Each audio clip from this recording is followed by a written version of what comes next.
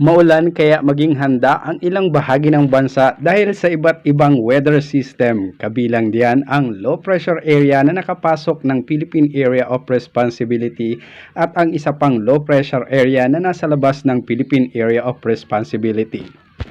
Sa ngayon ay mababa pa ang tsansa nitong maging isang bagyo, pero patuloy nating aalamin ang magiging pagbabago rito sa mga susunod na araw. Posibleng lumapit o di kaya ay dumaan ang low pressure area sa may Eastern Visayas at Northern Mindanao. Samantala, ang pinagsamang epekto ng trough ng low pressure area at shoreline magdudulot ng malalakas na pag-ulan sa ilang bahagi ng bansa. Kasabay niyan ang patuloy na pag-iral ng hanging amihan.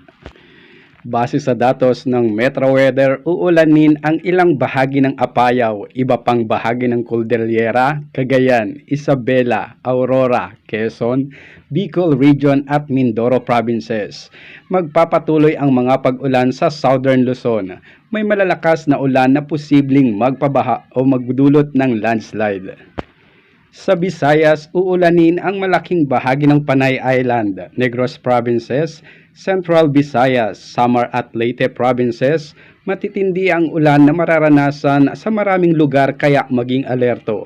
Halos buong araw rin uulanin at malawakan ang pag-ulan sa Mindanao kaya doble ingat ang mga residente. Posibleng ulanin ang Mindanao gaya ng Zamboanga Peninsula, Northern Mindanao, Caraga at Sorsogon. May heavy to intense rains na posibleng magpabaha o magdulot ng landslide. Linggo ng hapon, mauulit ang malalakas na pag-ulan lalo na sa Zamboanga Peninsula at Northern Mindanao.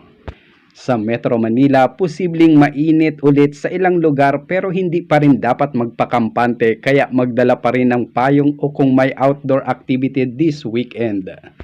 Kung tatawid o bibiyahe sa dagat, may gale warning pa rin sa ilang bahagi ng Luzon at Visayas. Ibig sabihin, magiging maalon pa rin kaya delikadong maglayag o pumalot ang maliliit na sasakyang pandagat. Manatiling nakatutok sa Weather Balita para sa mga bago pang update. Don't forget to subscribe. Thank you for watching.